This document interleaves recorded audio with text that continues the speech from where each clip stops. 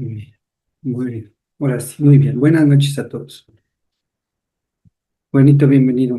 Bienvenido a cada uno. Vamos a orar para comenzar en esta noche nuestro estudio. Amén. Bendito Dios, gracias, Señor, por tu amor, tu misericordia, Señor, y porque tú estás con nosotros todo el tiempo, Señor. Gracias, Señor, porque nos abrazas, Señor, cada instante. Y quiero, Señor, en esta noche, Señor, que tu amor y esa gracia, Señor, sea manifiesta, Señor, en nuestras vidas, Señor, a través de Jorge, Señor, de Jorge Luis, y sobre todo de tu palabra, Señor. Tú sigue enseñándonos, sigue tocando nuestros corazones para que cada día te conozcamos más y nos enamoremos más de ese creador, de ese sustentador de todas las cosas, de ti, Jesús. Gracias, Padre, en el nombre de Jesús, y gracias, Espíritu Santo, también. Ponemos este tiempo en tus manos. Amén. Muy bien, les dejo con Jorgito que nos va a compartir hoy la palabra de Dios. Buenas noches a todos. Espero que estén muy bien. Vamos a empezar. Eh, Nos toca estudiar el día de hoy como siempre lo hacemos, lo que se vio el domingo, Lucas capítulo 20. El día de hoy también está aquí conmigo mi primo Diego, nada más que bajó a recibir las alitas que ya habíamos pedido, no nos habían llegado. Pero bueno, aquí estamos, ¿sale? Ya saben que como siempre me gusta empezar y comentar. Acuérdense que este es un estudio, no es un sermón. Entonces, en cualquier momento que quieran ustedes interrumpirme, en cualquier momento que ustedes quieran tomar la palabra, abren su micrófono y hablan y sin ningún problema yo me callo para escucharlos. Sí me escuchan bien, ¿verdad? Ok. Bueno, pues vamos a abrir nuestras Biblias todos en Lucas capítulo 20. Eh, si ya estamos ahí, nada más manita arriba o pulgar arriba. Y si alguien por favor, me puede me puede ayudar empezando a leer del versículo 1 al versículo 8, por favor. Quien sea. Yo, Gracias, Dani. muy bien. Dice la palabra de Dios, versión nueva traducción viviente. Desafían la autoridad de Jesús. Cierto día, mientras Jesús enseñaba a la gente y predicaba la buena noticia en el templo, los principales sacerdotes, los maestros de la ley religiosa y los ancianos se le acercaron. ¿Con qué autoridad haces todas estas cosas? Le reclamaron. ¿Quién te dio el derecho? Primero, déjenme hacerles una pregunta, les respondió Jesús. ¿La autoridad de Juan para bautizar provenía del cielo o era meramente humana? Ellos discutieron el asunto unos con otros. Si decimos que provenía del cielo, preguntará por qué nosotros no le creímos a Juan. Pero si decimos que era meramente humana, la gente nos apedreará porque están convencidos de que Juan era un profeta. Entonces finalmente contestaron que no sabían. Jesús les respondió, entonces yo tampoco les diré con qué autoridad hago estas cosas. Bien, gracias, Dani.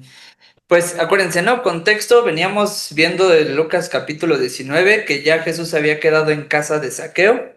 Jesús había dormido con él, pero algo bien importante es que se estaban dirigiendo hacia Jerusalén, precisamente hacia el templo.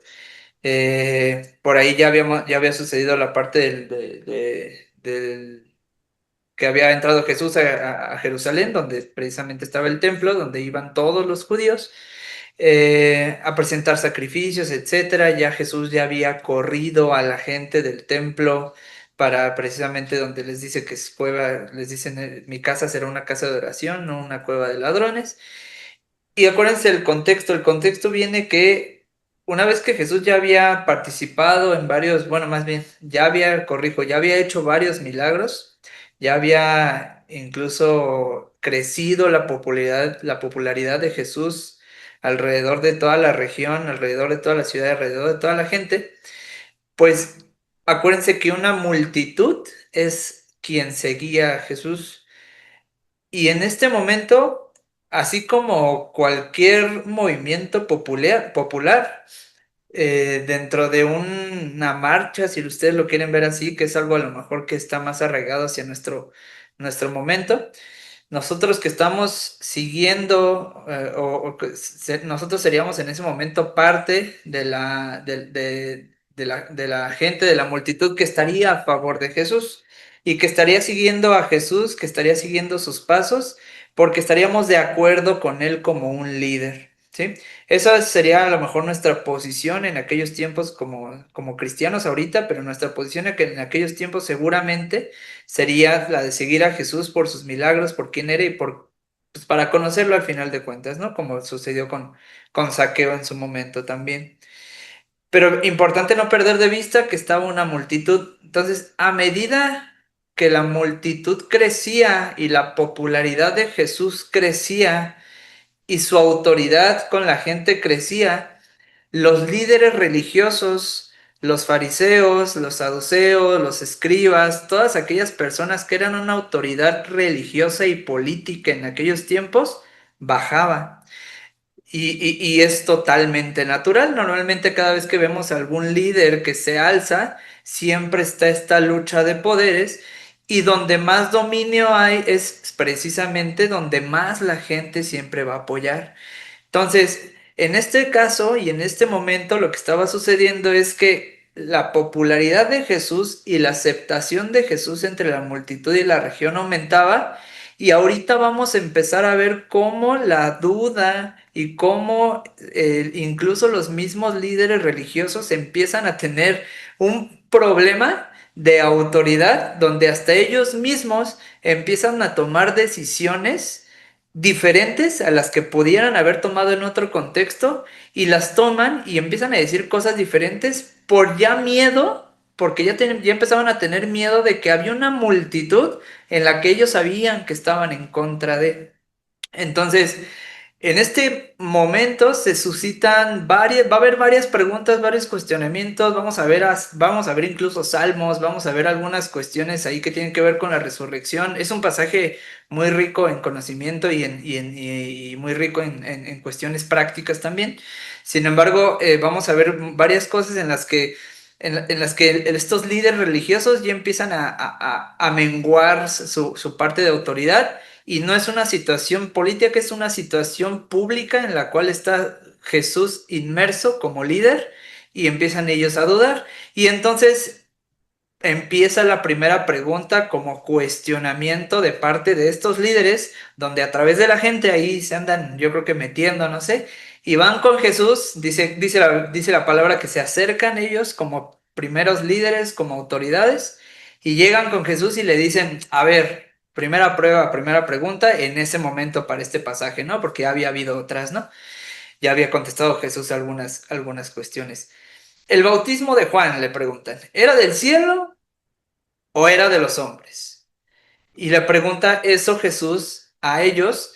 ¿Por qué? Porque ellos ya lo habían cuestionado, ¿no? A ver, esto que estás haciendo, dice la palabra de Dios que Jesús estaba anunciando el Evangelio.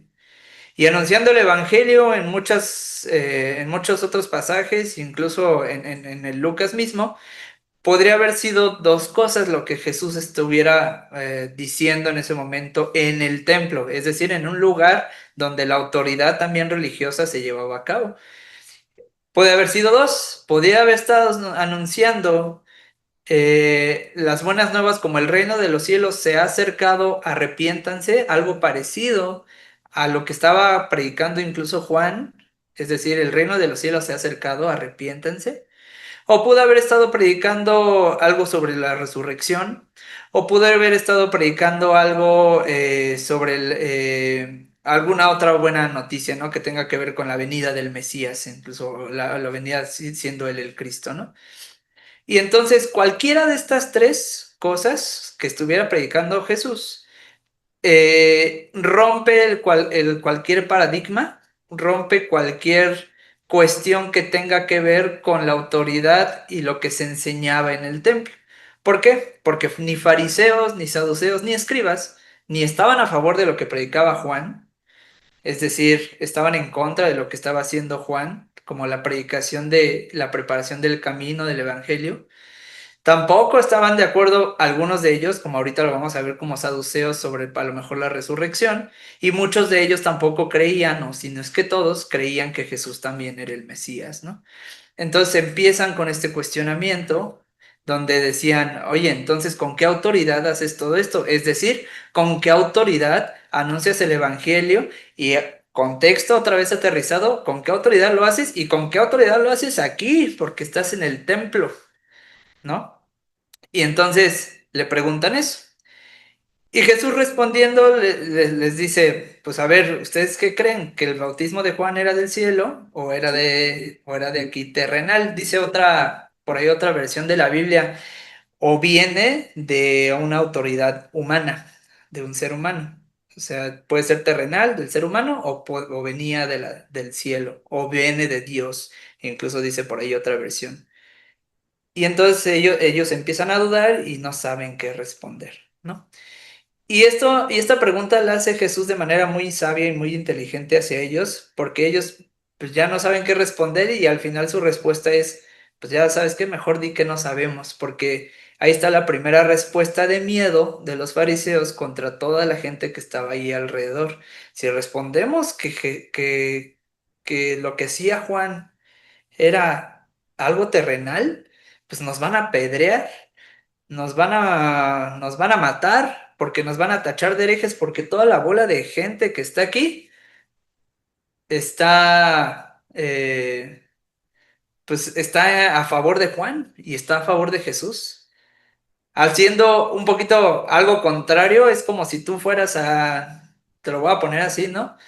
Eh, Vete a una marcha a favor del aborto y grita en medio de todos que el aborto es pecado, ¿no? Algo así, pero al revés ahora con los fariseos, ¿no? Pues obviamente hay algo de temor en los fariseos de poder decir algo que estaba en contra de la multitud o de las multitudes. Entonces mejor contestan, no sé, ¿no? La respuesta mejor para Jesús es no sé. Y Jesús le responde, ¿por qué? Pues si ustedes no saben, pues entonces yo tampoco les voy a decir con qué autoridad hago esto, ¿no? Y aquí abrimos micrófonos, pregunta abierta. ¿Por qué creen que Jesús pudiera haber respondido esto, eh? No lo dice la Biblia específicamente, pero pues podemos opinar al respecto. ¿Por qué creen que Jesús les responde? Porque, o sea, todos sabemos aquí los que estamos aquí, que Jesús se lo hacía con la autoridad que le había dado el Padre. Pero ¿por qué no se los dice? ¿Por qué les dice, pues no les voy a decir?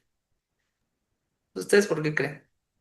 Pues en parte yo creo que no se los dice porque si ellos no eran capaces de reconocer que la autoridad de Juan venía de Dios, tampoco iban a reconocer que la autoridad de Jesús venía de Dios. También, bueno, Juan ya había anunciado que este era el Cordero que quita el pecado del mundo, ¿sí? Y lo había anunciado como el Mesías. Dice, yo ni siquiera soy digno de desatarle su calzado, y ya lo había pronunciado como el Mesías. Y ya habían visto los milagros, ya habían visto todo lo que había hecho Jesús, y lo único que querían argumentar era en contra de él, ¿no? Ganar un argumento, y no estaban reconociendo pues que tenía la autoridad tanto para sanar enfermos, para echar fuera demonios, y pues los puso ahora sí que en un dilema, los puso en un dilema, y pues terminaron diciendo, pues no sabemos. Dice, bueno, si ustedes ya vieron todo esto que yo he hecho, pues tampoco, o sea, yo creo que ahora sí, como dicen, las acciones valen más que las palabras, ¿no? Y nada más estaban en cuestión de negar su autoridad, ¿no? Sí, también como Jesús pudo haberle respondido sin ningún problema, porque pues, obviamente ya había respondido muchas cosas y él hubiera tenido esa respuesta también, pero le respondió también de una forma que, como dice Lori, no, ellos no iban a poder reconocer esa autoridad de Jesús, pero se las respondió con esa misma pregunta, diciéndoles, bueno, ¿y con qué autoridad hablaba Juan? Y si, como dice José Luis, si ellos reconocían que era con la autoridad que Dios le había dado a Jesús. Entonces, o sea, ellos mismos se hubieran puesto una soga al cuello y entonces, como decía ahí, ¿por qué no le hicieron caso, no? O sea, ellos mismos se respondieron, ¿por qué no? Entonces, creyeron en Juan. Y la otra, pues ellos mismos tenían ese temor de tal manera que ya, sabían que no podían refutar lo que Jesús estaba diciendo y que ya el miedo al que la gente los pudiera, pues, lastimar o hacer algo, pues también eso no querían que sucediera, ¿no? En su vida y pues mejor decidieron no decir nada y aunque Jesús les respondió de una forma implícita, pues ellos no quisieron arriesgarse para nada, ¿no? Entonces, pues ya Jesús mismo le dijo, ok, pues si ustedes no pueden reconocer eso, pues menos les voy a responder, porque ya les respondo. No sé si no hay alguien más, pues continuamos. Y sí, precisamente, ahí justo como lo dijo Lori desde el principio, es más o menos el pensamiento que yo tenía parecido, ¿no? O sea, pues, ¿para qué te digo si ya te anuncié desde el principio, desde hace 20 capítulos ya te habían dicho, ¿no? O sea, quién era qué era lo que yo iba a hacer, con qué autoridad se hacían las cosas. Ya hasta cierto, yo me imagino que hasta cierto cansancio no físico, pero sí no así como de, ya no me voy a desperdiciar mis palabras para decirles con qué autoridad vuelvo a hacer esto. Pero a lo largo de todo el capítulo 20 vamos a ver reflejada la autoridad de Jesús y esa es una de las partes importantes que nos tenemos que llevar todos de este capítulo. En cada uno de los capítulos que perdón, de los versículos que vamos a leer, vamos a ver la autoridad de Jesús como Dios, como el Mesías, y vamos a poder comprobar que las respuestas que da Jesús sobre cada uno de los cuestionamientos que le dan estos líderes religiosos tiene que ver 100% con la autoridad de Jesús. ¿Sale? Y bueno, si no hay algún comentario adicional, pasamos al versículo 9. Si alguien me puede ayudar leyendo del versículo 9 al versículo 18, por favor. Dice, luego que Jesús le contó a la gente esta historia, un hombre plantó un viñedo y lo alquiló a uno de sus labradores. Luego se fue por mucho tiempo. Cuando llegó la hora de la cosecha, mandó a un siervo a pedirle a los labradores la parte de la cosecha que le pertenecía a él. Pero los labradores lo golpearon y lo mandaron de vuelta con las manos vacías. Entonces el hombre mandó a otro siervo, pero los labradores lo golpearon también. Lo trataron muy mal y lo enviaron de vuelta con las manos vacías. Entonces el hombre mandó a un tercer siervo, pero los labradores lo hirieron y lo echaron de allí. Entonces el dueño del viñedo dijo, ¿qué debo de hacer? Mandaré a mi hijo amado, seguro que a él sí lo respetarán. Pero cuando los labradores vieron al hijo del dueño, hablaron entre ellos y dijeron, este es el heredero, matémosle para quedarnos con la herencia. Lo echaron del viñedo y lo mataron. ¿Qué les hará el dueño del viñedo a los labradores?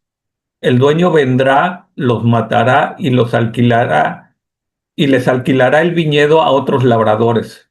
Cuando la gente escuchó esto, dijeron, eso nunca. Pero Jesús los miró y dijo, entonces, ¿cuál es el significado de este texto de la Escritura? La piedra que los constructores rechazaron se ha convertido en la piedra principal. Todo el que caiga sobre esta piedra se hará pedazos y al que le caiga encima los hará polvo. Pues les comienza a dar una parábola que tiene que ver con unos labradores, ¿no? Donde en aquellos tiempos era muy entendible y era muy común que alguien comprara una tierra y que la tierra la rentara al servicio de alguien más y tú cobrabas por la tierra que alguien más estaba trabajando. Algo así como si nosotros comprábamos un local y lo pusiéramos en renta para alguien más, ¿no? Y básicamente esta historia lo que cuenta es, pues mando a alguien a que cobre y me lo golpean. Mando a otro más a que cobre, mando al señor Barriga número 2 para que cobre y me lo golpean. Y luego mando al señor Barriga número 3 y me lo golpean y me lo echan fuera, ¿no? Hasta que después mando a mi ñoño, ¿no? O sea, al mero mero hijo del dueño, mando a la persona que es al hijo del dueño de de todos esos locales, de todas las tierras, y a él lo matan, ¿no?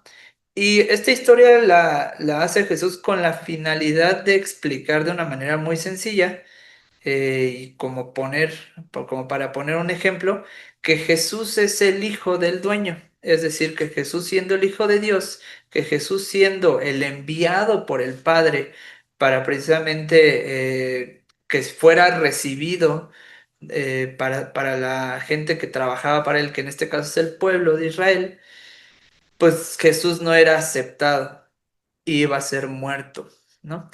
Y entonces Jesús está explicando esta historia nada más de esa manera muy sencilla para explicar que siendo Jesús el Hijo de Dios, el Hijo de Jehová, el Hijo de Yahvé, entonces la misma gente que fue la que se acercó precisamente para vivir como pueblo de Dios, como el pueblo de Israel en este caso, son los mismos que no están aceptando que Jesús es el enviado de Dios, es decir, que Jesús es el Mesías, ¿no? O hijo de Dios, ¿no? Y después Jesús explica este ejemplo y confirma este ejemplo usando un salmo como profecía. El salmo que usa Jesús para responder o para explicar lo que estaba sucediendo con esta historia es el Salmo 118, versículo 22. Y en este caso, el Salmo dice, la piedra que desecharon los edificadores ha venido a ser cabeza del ángulo, ¿no? Y después lo explica, dice, todo el que cayere sobre aquella piedra será quebrantado, mas sobre quien ella cayere le desmenuzará.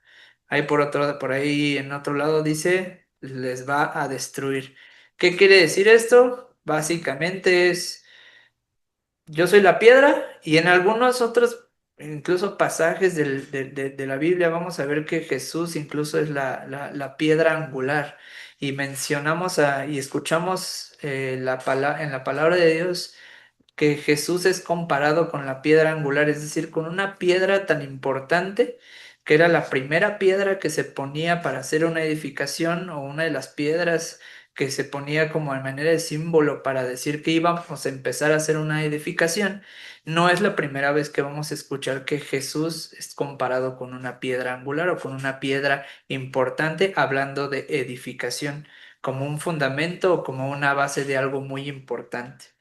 Entonces, Jesús, en este caso, es comparado con esa piedra y es dicho, y básicamente lo que le está diciendo es, esta piedra, esa misma piedra te va a destruir si tú no estás a favor de esa piedra, ¿no? ¿Y qué quiere decir esto?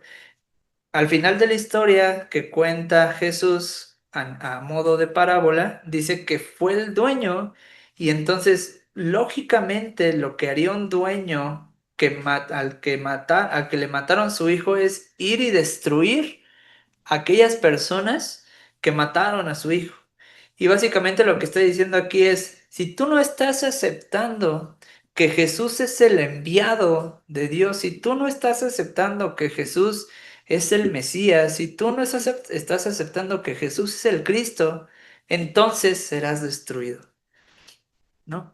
Y entonces, y esta parte es bien importante considerarla porque cada vez que nosotros predicamos el evangelio completo es esto, es sí hay una buena noticia. La buena noticia es, carnal, no te vas a morir, hay una salvación y es por medio de Jesucristo que murió por nuestros pecados, que pagó por tus pecados y por mis pecados, y que ahora tú y yo somos salvos gracias a Él porque su sacrificio es único y exclusivo y no hay nada más necesario o no hay nada más que se tenga que hacer para obtener la vida eterna más que la fe en Jesús.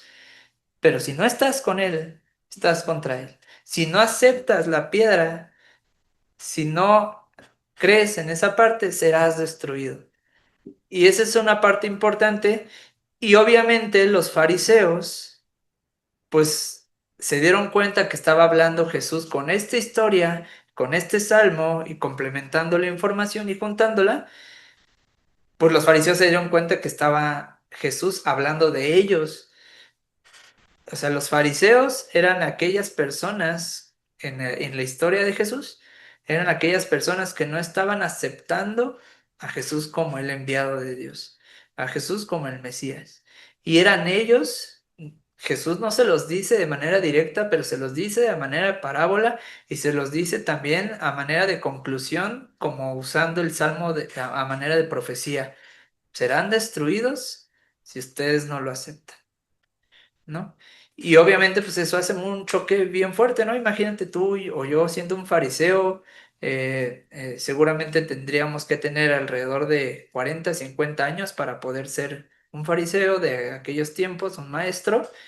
Y entonces en aquellas épocas, imagínate haber vivido 40 años, 50 años al servicio de Dios, siguiendo las leyes y los estatutos que decía Dios, sin embargo, viviéndolos de una manera religiosa, de una manera hipócrita y aparte con una persona que va en contra de muchas cosas que tú pensabas que era lo correcto y viene y te dice serás destruido. Entonces yo me pongo un poquito en los zapatos de ellos y digo, pues qué difícil ha de ser escuchar de alguien del que yo estoy en contra que decir que yo voy a ser destruido. Qué difícil ha de ser, ¿no?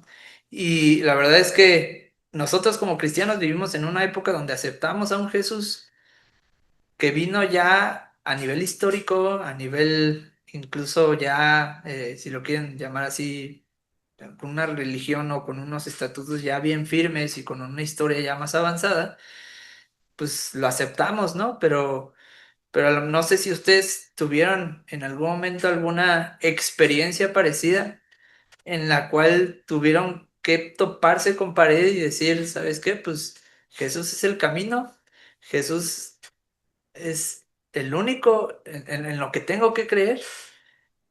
Y no sé si toparon con una historia parecida a la de los fariseos. Si no, pues está bien, qué bueno, ¿no?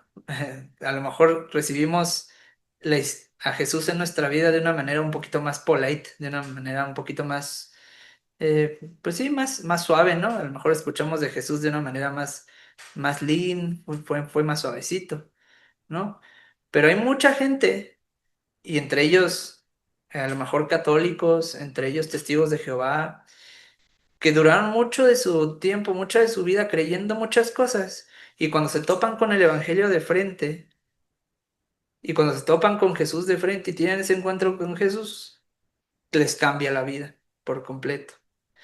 Yo viví una experiencia así, no obviamente yo, sino con una persona, dábamos un estudio bíblico en las escuelas, en las universidades, y estudiábamos, me acuerdo que estábamos estudiando el Evangelio de Juan y lo vimos por completo el Evangelio de Juan, y había una chica que se llama Bitzel y era una católica carismática, y los católicos carismáticos en su momento son a nivel formas, a nivel, digámoslo, culto, si lo queremos decir así, hacen cosas parecidas a las que nosotros hacemos, ¿no? Son activistas en la parte del evangelio, tienen un tiempo de alabanza, tienen su momento de lectura de la Biblia, tienen su momento de oración. Y adicional a todo lo que implica ser católico, ¿no? Que era la parte de los rezos, la parte de la adoración a la Virgen María, a la Virgen de Guadalupe, en este caso, y algunas otras cosas, ¿no? Y ella se topó con algo muy parecido con lo que vivieron los fariseos. Ella sí vivió eso. Cuando estábamos estudiando el Evangelio de Juan, se dio cuenta que muchas de las cosas que ellos hacían como católicos carismáticos no era de acuerdo a la identidad que Jesús estaba dejando ver durante todo lo que estábamos estudiando en el Evangelio de Juan. Y pues fue un drama, ¿no? La verdad es que fue un drama porque pues nos lloró por su familia, dijo, es que no puedo creerlo, que ya estudiamos y ahora sí ya me di cuenta y fueron muchas cosas, ¿no? Y hoy por hoy la chica se congrega, gracias a Dios, en una iglesia cristiana, ¿no? Ella nada más, su familia no. Pero así como los fariseos, a muchos de nosotros podríamos llegar a tener también una historia bastante parecida. Y bueno, autoridad de Jesús, ¿no? Jesús es la piedra. Y voy a volver a leer Salmo 118, dice, la piedra que desecharon los edificadores ha venido a ser cabeza del ángulo. Continuamos. Dice, si alguien me puede ayudar leyendo del versículo 19 al 26, porfa. Anímense. Yo, del 19 al 26. Sí, porfa. Dice, los maestros de la ley religiosa y principales sacerdotes querían arrestar a Jesús en ese mismo momento, porque se dieron cuenta de que contaba esa historia en contra de ellos, pues ellos eran los agricultores malvados, pero tenían miedo de la reacción de la gente. Esperando su oportunidad, los líderes mandaron espías que se hicieron pasar por hombres sinceros.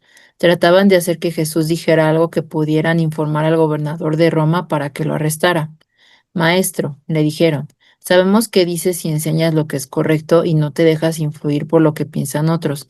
Enseñas con verdad el camino de Dios. Ahora dímonos, ¿es correcto que paguemos impuestos al César o no? Jesús se dio cuenta de la trampa y dijo, muéstrame una moneda romana. ¿A quién pertenece la imagen y el título grabados en la moneda? Al César, contestaron. Bien, dijo, entonces den al César lo que pertenece al César y den a Dios lo que pertenece a Dios. Así que no pudieron atraparlo por lo que decía en público. En cambio, se quedaron asombrados de su respuesta y se callaron. Gracias, Lori. Pues esta es una historia muy famosa, ¿no? En la Biblia, donde incluso si no eres cristiano, pues puede ser que hayas escuchado sobre esta historia. O la frase por lo menos, ¿no? Dar al César lo que es de César y al Dios lo que es de Dios. Y bueno, hablando del César, por aquí también está Máximo, perfecto. Entonces, también como Máximo, tal vez nos puedas decir un poquito más de situaciones ahí con el César. Pero bueno, hablando del el emperador romano, pues le decían el César como tal. Y lo que hacen ahora los fariseos es mandar ahí un grupillo de tramposillos que seguramente les pagaron algo así para decir, a ver tú, que no estás vestido como fariseo, tú que no eres escriba, vas a ir a escabullirte ahí por donde está Jesús, a lo mejor, y le vas a preguntar esto.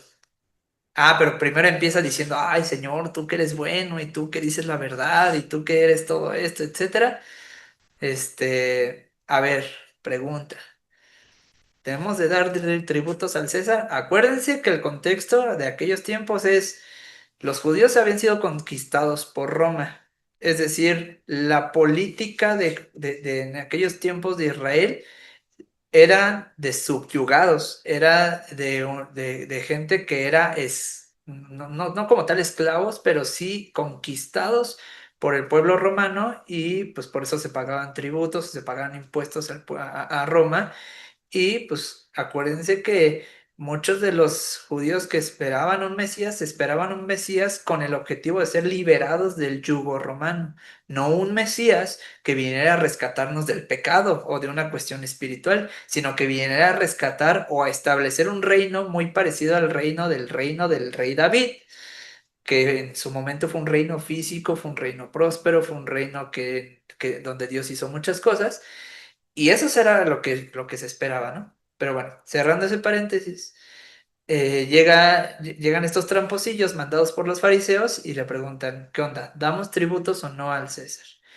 Y la pregunta podría parecer un poquito contradictoria porque tú y yo podríamos decir, pues todo es de Dios, ¿no? O sea, ¿cómo dar al César lo que es del César y a Dios lo que es de Dios si todo es de Dios? Y la respuesta es sí, todo es de Dios. Sin embargo, también establecemos aquí una parte bien importante e históricamente importante para la iglesia también, donde la Biblia es muy clara en muchos pasajes y ahorita vamos a ocupar este ejemplo y esta parte de la escritura para decirlo, pero es importante diferenciar y separar lo que Dios ha puesto como nuestros gobernantes y lo que Dios ha puesto como unas cuestiones de Dios espirituales y exclusivas para la iglesia. Dios sabe, Jesús sabía en ese momento que existía una situación política, que existía una situación en la que incluso tú y yo también estamos hoy inmersos, en la que tenemos un gobierno, tenemos un presidente, Y pues todos aquí pagamos impuestos, quiero pensar, ¿no? Entonces, ninguno de nosotros dice, no, pues, o tachamos de pecador a aquel que paga sus impuestos, ¿no? No, al contrario, sabemos que son obligaciones que tenemos que hacer dentro de nuestra ciudadanía, ¿no? Todos pagamos impuestos y hay una parte aquí que en su momento incluso estuvimos estudiando ahí con Eliud hace, yo creo que como 8 años. Y no sé si se acuerdan que por ahí estuvo medio famosillo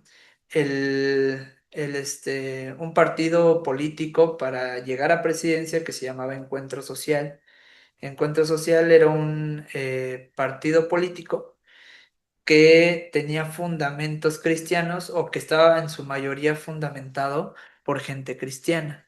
Y la idea de ellos pues era llevar la moral, los valores cristianos hasta nivel presidencial y de ahí pues para abajo, ¿no?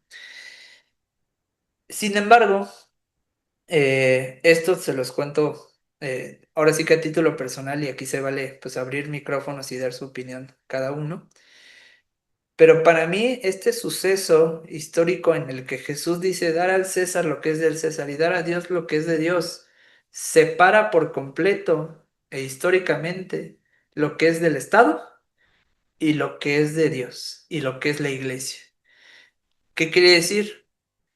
Que en ese momento Jesús está estableciendo históricamente que hay una cosa que se llama iglesia, que hay una cosa que se llama Estado o gobierno, llámale como quieras. Y que tú y yo tenemos responsabilidades con cada uno de ellos. Sí, que todo es de Dios, eso no lo vamos a negar nadie, pero que no pueden estar juntas. O si llegaran a estar juntas, que tenemos que pensarlas como cosas separadas. Porque Dios está poniendo nuestras autoridades, Dios está poniendo nuestras responsabilidades sociales, Dios está a favor de todo esto, pero hay una separación ahí. Entonces, no sé qué opinan ustedes. Sería bueno ahí platicarlo, comentarlo. No sé si alguien que sepa más de política que yo, porque yo soy un neófito en política, puede decirnos algo más particular sobre esto, Pues ¿no? yo creo que incluso sería hasta chocante y anticlimático de alguna forma tratar de imponer ideas basadas en religión como al resto de la población. Entonces, lejos de acercar a la gente, pienso que causaría cierto repele. Entonces, no se me daría ni... Vaya, yo no votaría por ellos ni de chiste, vaya, ni de Ok, coña. Y no, además, una de las cosas que Jesús hace distingue ahí también es que pues lo que corresponde al César, lo que corresponde a lo que es el mundo, pues dárselo al mundo, ¿no? Y lo que corresponde a lo que es de Dios, pues dárselo a Dios. Y en este caso, como cosa práctica, es que nosotros que conocemos a Jesús como Señor y Salvador, sabemos que lo que le corresponde a Él es toda nuestra vida, ¿no? Todo nuestro ser, y que todo es de Él. Claro, tenemos que ser responsables en la sociedad en la que vivimos y también, pues, responder, como decías hace rato, por nuestros tributos o pagamos incluso, aunque no queramos, si compramos una tele, pagamos impuestos, si compramos lo que sea, pagamos impuestos. Pero en este caso, reconocer que todo lo que tenemos es de parte de Dios y que sobre todo nuestra propia vida le pertenece a Él y que debemos de separar eso de reconocerlo como nuestro Salvador y Señor de todo. A mí también lo que me llama la atención es que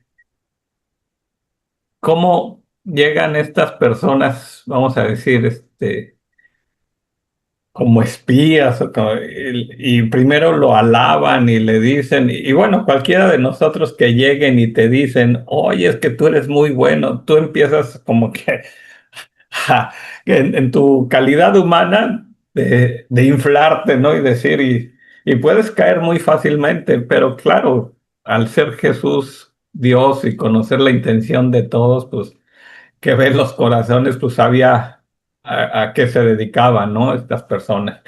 Y bueno, y en segundo lugar, pues otra parte de la Biblia en que dice que somos de este mundo, pero no pertenecemos a este mundo o estamos en este mundo y que que piden que también que nos guarden del maligno. Entonces, ahí tenemos como esa dualidad, ¿no? Aunque estamos en el mundo, debemos respetar las cosas del mundo, sí, porque son establecidas por Dios, pero no pertenecemos a este mundo y le pertenecemos a Dios, ¿no? Entonces, vamos a decir que tenemos esa dualidad, ¿sí? Que estamos aquí, pero al ser llamados hijos de Dios, pues a quien obedecemos también, es a Dios y Dios estableció los gobernantes y estableció a los que están en el poder, vamos a decirlo, en el gobierno. Y bueno, también nos pide que respetemos eso, ¿no? Y al ser hijos de Dios, pues debemos de obedecerle a Él, ¿sí? Como nuestro Padre. Jesús ora por eso, diciendo que estamos en este mundo, pero no pertenecemos. Y él dice, guárdalos, y le pide al Padre. Sí, amén. Bien, pues vamos a continuar. Vamos a seguir con los siguientes versículos, versículo 27 al 40. ¿Quién lo puede leer, porfa? Digo, si no hay alguien más que quiera comentar algo, ¿no? Del versículo 27 al versículo 40. Si no, yo lo leo. Dice, versículo 27, la pregunta dice, llegando entonces algunos de los saduceos, los cuales niegan haber resurrección, le preguntaron, diciendo, Maestro, Moisés nos escribió, si el hermano de alguno muriere teniendo mujer y no dejare hijos, que su hermano se case con ella y levante descendencia a su hermano. Hubo pues 7 hermanos, y el primero tomó esposa y murió sin hijos. Y la tomó el segundo, el cual también murió sin hijos. La tomó el tercero, y así todos los 7, y murieron sin dejar descendencia. Finalmente murió también la mujer. En la resurrección, pues, ¿de cuál de ellos será mujer? Ya que los 7 la tuvieron por mujer. Entonces respondiendo Jesús, les dijo, los hijos de este siglo se casan y se dan en casamiento, mas los que fueren tenidos por dignos de alcanzar aquel siglo y la resurrección de entre los muertos, ni se casan ni se dan en casamiento, porque no pueden ya más morir, pues son iguales a los ángeles y son hijos de Dios, al ser hijos de la resurrección. Pero en cuanto a que los muertos han de resucitar, aún Moisés lo enseñó en el pasaje de la zarza, cuando llama al Señor, Dios de Abraham, Dios de Isaac y Dios de Jacob. Porque Dios no es Dios de muertos, sino de vivos, pues para Él todos viven. Respondiéndole algunos de los escribas, dijeron, Maestro, bien has dicho, y no osaron preguntarle nada más. Esta es la parte más rica, históricamente o bíblicamente hablando de ahorita del capítulo que estamos leyendo y no me gustaría ya alargarme de más, pero eh, primero, llega un saduceo ahora a preguntarle a Jesús. Los saduceos, a diferencia de los fariseos, eran personas que no creían en la resurrección.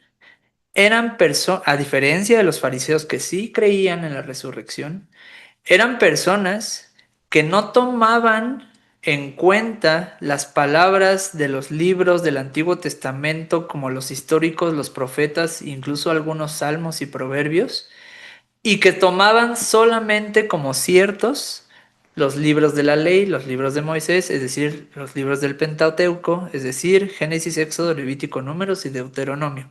Eran los únicos 5 libros que los saduceos tomaban como ley o que tomaban como ciertas o parte de su fe. Es otra diferencia con los fariseos. De hecho, en su mayoría, dentro de todos los líderes religiosos, la mayoría eran saduceos.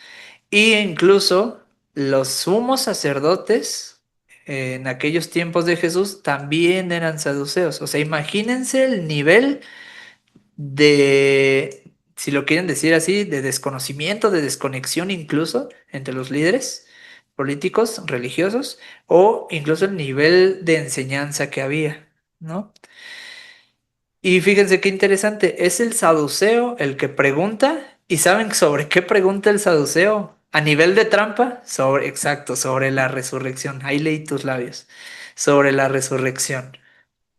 O sea, un saduceo que no cree en la resurrección preguntando sobre la resurrección. Primera cosa trampa, ¿no? O sea, primera cosa que no hace sentido y que sabe Jesús, que dice, carnal, o sea, vete de mi vista, ¿no? O sea, ¿qué estás haciendo, no? Y le pregunta algo que a lo mejor podría parecer una pregunta honesta, cuando en realidad no lo es. La pregunta es, había algo que se llamaba la ley del levinato, donde precisamente en la ley del levinato lo que se decía era que si una viuda, bueno, más bien si se casaban dos personas y la mujer quedaba viuda, entonces podía el hermano ir y casarse con esta viuda y así poderle dar descendencia a su hermano que había muerto, ¿no? Y así podía suscitarse con las 7 personas de ahí en adelante. Eso se menciona en el libro de Deuteronomio. Y obviamente un saduceo, usando el Deuteronomio, usando lo que escribió Moisés, creyendo y sabiendo y habiendo estudiado lo que decía Moisés, pues le pregunta cosas, ahora sí, sobre lo que él conocía, ¿no? Que era la ley del levinato en este caso, ¿no? Y le pregunta a Jesús de esta manera. Le dice, a ver, ¿qué va a pasar en la resurrección? Que yo ni creo en ella, pero a ver. Y yo creo que esta pregunta iba también con el afán de decir, pues vamos a poner por ahí de plano, de paso, vamos a poner en ridículo la parte de la creencia de la resurrección. Voy a hacer esta pregunta para poner en ridículo a Jesús y para poner en ridículo la creencia de la resurrección, si lo quieren ver así, ¿no? Y Jesús le contesta de una manera bien sabia. Para empezar, Jesús le contesta también con el Pentateuco. Jesús le contesta con algo que él conocía también y le contesta con la historia de Moisés y la zarza ardiente, diciéndole lo siguiente, que Dios en la zarza cuando se le aparece a Moisés le dice, yo soy el hijo, yo soy, perdón, el Dios de tus antepasados, de Jacob, de Isaac.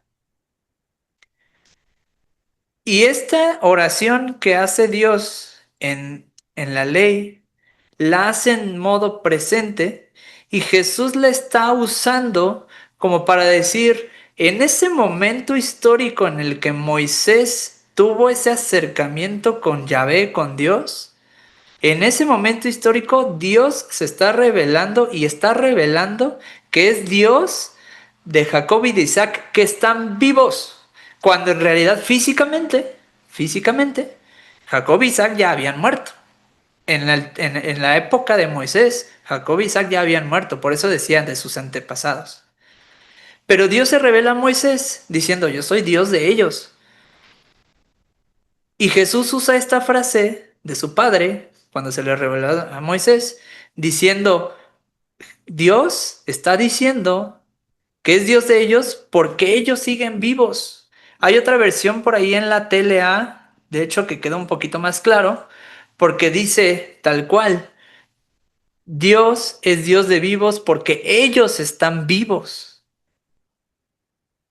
Entonces Dios le está contestando, perdón, corrijo. Entonces Jesús le está contestando al saduceo que le pregunta esto con una verdad que está en la ley y que está diciendo, sí, sí es resurrección. Sí es resurrección, ¿por qué? Porque Isaac y Jacob están vivos. Y está hablando de la resurrección de ellos. Y entonces con esto le aclara al saduceo y le dice, sí, ¿qué crees que sí va a haber resurrección? Pero se dan cuenta que en ningún momento habla más que al principio de qué va a pasar con los que están casados, porque les va a decir, ya no va a haber muerte.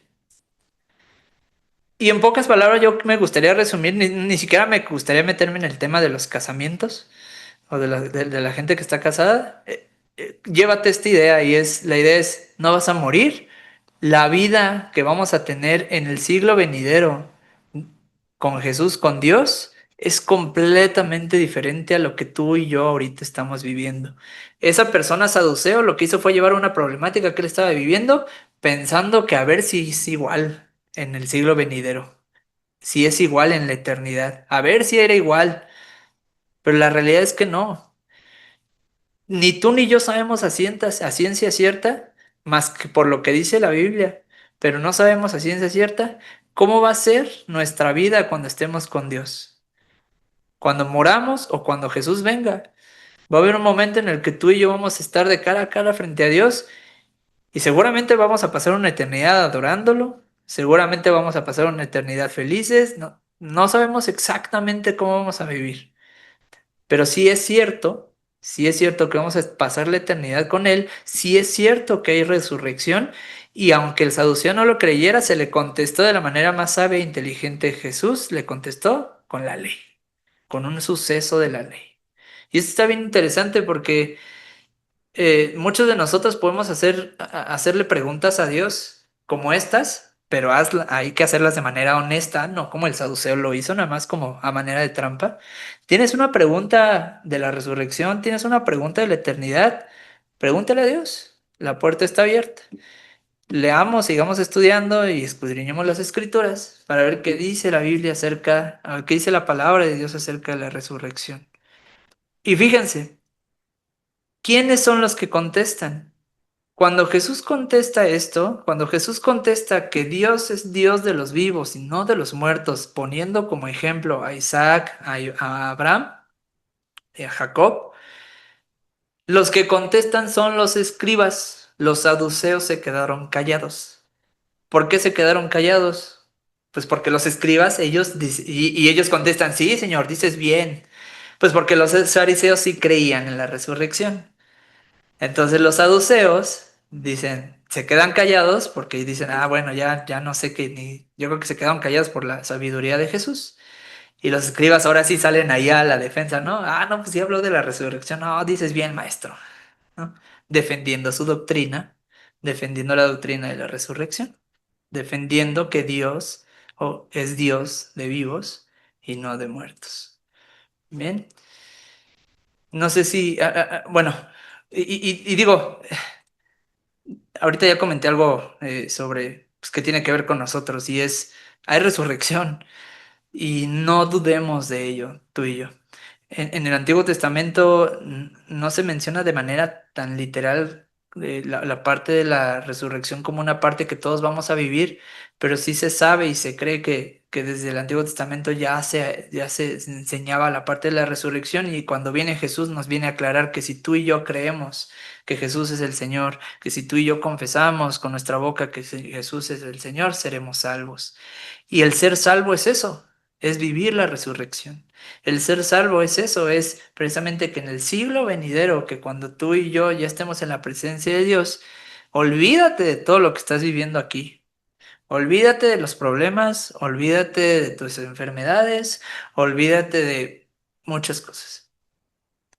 Y ponte a pensar que vas a estar en la presencia del Altísimo, disfrutando de la eternidad con Él. Amén. No sé si quieren alguien comentar algo adicional.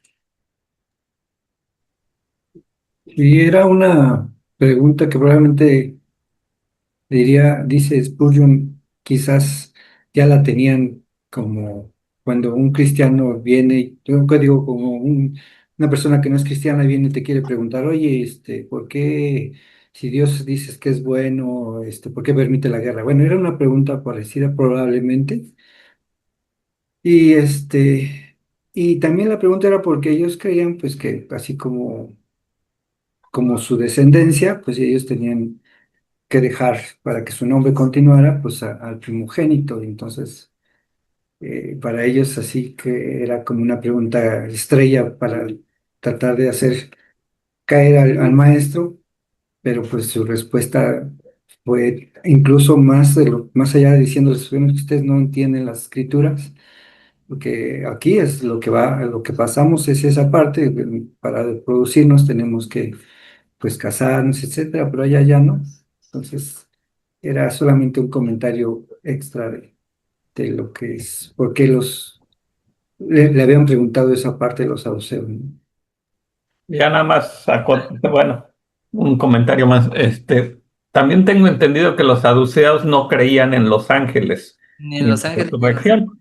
Y también contesta, dice, ¿por qué no pueden ya más morir? Pues son iguales a los ángeles y son hijos de Dios al ser hijos de la resurrección. Y bueno, sabemos que la escritura también dice que somos corona de la creación, o sea, y nos pone, aunque son, dice también, son menores que los ángeles, son seres creados por Dios, pero al final de cuentas somos hijos de Dios y somos la corona de la creación para Dios, ¿no? Entonces, pues también les está contestando, además de que no creen en la resurrección en los ángeles, nos compara como iguales que los ángeles, ¿no? Vamos a vivir eternamente junto con Dios. Sí, y algo que yo creo que este, por ahí dicen que los ángeles incluso son celosos del amor que Dios tiene para nosotros. Tanto así que eh, Satanás, siendo un ángel, no tuvo redención. Y él espera lo peor de lo peor y la muerte eterna y el lago de fuego para toda la eternidad. Y para él no hubo segunda oportunidad. Y para ti y para mí, todos los días, todos los días, Dios nos da más oportunidades de podernos arrepentir para poder estar en su gloria. O sea, hay algo ahí que los ángeles ni siquiera gozan y no tienen. Y es ese amor y esa redención que Dios tiene por nosotros. Es algo bien interesante y pues digno de comentar y de vivir, ¿no? Gracias. Y pues ya, vamos a pasar a la última parte. Si podemos leer, por favor, del versículo 41 hasta el 47. Pero Jesús les preguntó, ¿cómo es que dicen que el Cristo es descendiente de David? David mismo declara en el libro de los Salmos, dijo el Señor a mi Señor, siéntate a mi derecha, hasta que ponga a tus enemigos por debajo de tus pies. David lo llama Señor. ¿Cómo puede entonces ser su descendiente? Mientras todo el pueblo lo escuchaba, Jesús dijo a sus discípulos, cuídense de los maestros de la ley. Les gusta pasearse con ropas ostentosas y les encanta que los saluden en las plazas. Ocupar los primeros asientos en las sinagogas y los lugares de honor en los banquetes. Se apoderan de los bienes de las viudas y a la vez hacen largas plegarias para impresionar a los demás. Estos recibirán peor castigo. Bien, gracias. Ahí voy a juntar estas dos partes, nada más que están divididas en muchas de sus Biblias separadas junto a subtítulos. Son partes cortitas, ¿no? Ya una vez que terminó toda esta cuestión y conversación, debate, si lo quieren ver así, de entre Jesús y los fariseos, el saduceo, etcétera, Jesús lanza una pregunta y dicen, ¿por qué dicen que el Cristo es hijo de David? O sea, ¿por qué dicen que yo soy hijo de David? Y esta pregunta la hace porque ya se escuchaba que a Jesús le decían que él era hijo de David, es decir, descendiente de David, ¿no? Recordemos que en aquellos tiempos si algo se decía que era hijo de, es porque era descendiente de, no necesariamente era porque fuera su hijo biológico, ¿no? Sino descendiente de. Y sí, ciertamente, si nosotros leemos sobre todo ahí el libro de Mateo en el Evangelio, en el capítulo 1, vamos a ver que la descendencia de Jesús sí viene de parte del rey David. Es decir, biológicamente Jesús sí pertenece al linaje de David. Pero aquí Jesús lanza esta pregunta para que entendamos todavía más allá sobre quién es Jesús. Y Jesús usa el Salmo 110, que es donde dice ahí, dijo el Señor a mi Señor, siéntate a mi diestra hasta que ponga a tus enemigos por estrado de tus pies. Es decir, Jesús dice, ¿por qué dicen que yo, voy a decir que Jesús ya está diciendo que Él es el Mesías, ¿no? ¿Por qué dicen que yo, que soy el Mesías, soy hijo de David? Si David mismo dijo que Dios le iba a decir al Mesías, siéntate a mi diestra, si todavía David no tenía hijos. O sea, ¿por qué David habla del Mesías en tiempo presente y habla de una conversación de Dios con el Mesías en tiempo presente si todavía Jesús no nacía? ¿Por qué David había escrito eso en ese salmo? Y la realidad es que sí, Jesús sí es hijo de David, descendiente de David, del rey David, pero también Jesús es el enviado y el Mesías que viene de parte de Dios y que está desde los primeros tiempos existiendo a la diestra de Dios. ¿Qué quiere decir esto? Jesús es antes que David. Y aquí hay dos vertientes y dos partes bien importantes. Jesús como hombre, 100% hombre, y Jesús como Dios, 100% Dios y Mesías rey, ¿no? Y en este caso, en este versículo, en este pasaje de Salmo 110, se menciona a la primera parte que dice, dijo el Señor, es decir, ahí se usa en el original, en el hebreo, señores usan la palabra Yahvé, Jehová, o sea, dijo Jehová a mi Señor, y ahí Señor es otra palabra que significa Mesías, es decir, dijo Jehová, dijo Yahvé, dijo el Padre a Jesús, al Mesías, al enviado, al ungido, al Cristo, como quieras, dijo Dios al Cristo, siéntate a mi diestra. Es decir, Jesús está dándole una identidad, o se está dando a sí mismo una identidad de que Él es el Mesías. ¿Sale? Entonces, es importante conocer las dos cosas, importante saber que es 100% humano por linaje del rey David, pero también es 100% el Mesías, 100% Dios, 100% el enviado por Dios y enviado 100% a que esté sentado a la diestra del Padre. Jesús como Dios. ¿Sí? Y bueno, ahí hace esa aclaración y una no contrapone a la otra, simplemente está mostrando Jesús en este momento su divinidad a través de un salmo, ¿no? Y ahí, y por eso hace esa aclaración. Y ya al final, nada más Jesús, pues ya viviendo toda esta situación con los fariseos, con los escribas, con los saduceos, ya al final le dice Jesús específicamente a sus discípulos, a los discípulos, nada más. Guárdense. Hay otra versión que dice cuídense. Hay otra versión que dice... No, creo que nada más leí por ahí esas dos. Guárdense y cuídense de los escribas, que les gusta de andar con ropas largas, que aman las salutaciones en las plazas, primeras sillas, o sea, que les gusta andar nada más haciendo cosas para que la gente los vea. Cuídense de ellos. Y no es cuídense de ellos de nada más de, no más no se aparten, o no más no convivan con ellos. Es cuídense también de no ser como ellos. Cuídense y cuidémonos nosotros también de no ser como ellos. Y es, si lo queremos usar o lo queremos traspolar, por así decirlo, a otra palabra es sean humildes.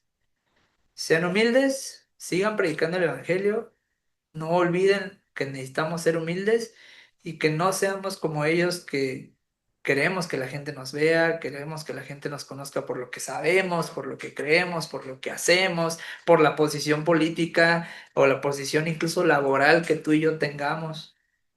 Eso tenlo por basura, tenlo a un lado. Lo importante no es eso, no es eso. ¿Vale? Cuídate de ser como ellos y cuídate de gente así también.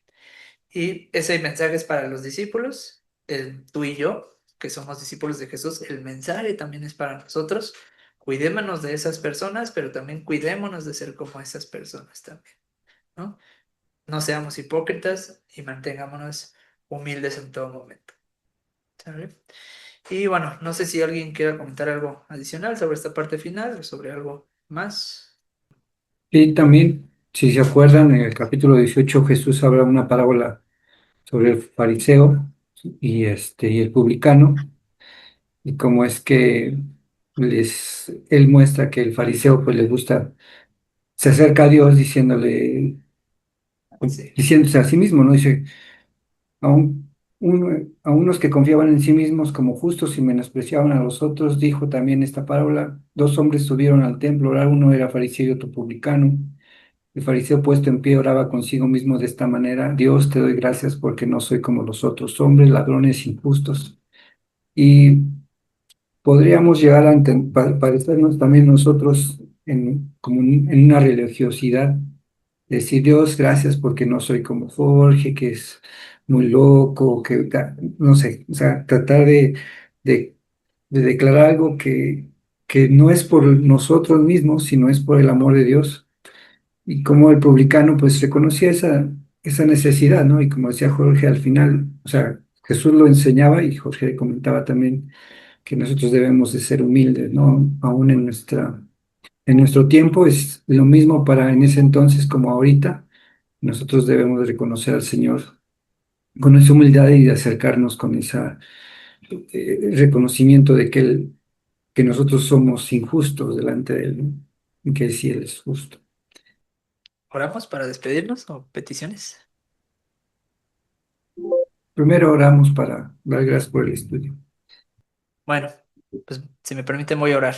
Gracias Dios, gracias por esta noche Dios, gracias por tu palabra, por tu enseñanza, por lo que nos has hablado. Gracias Dios por todo lo que nos sigues enseñando y no nos dejes de hablar.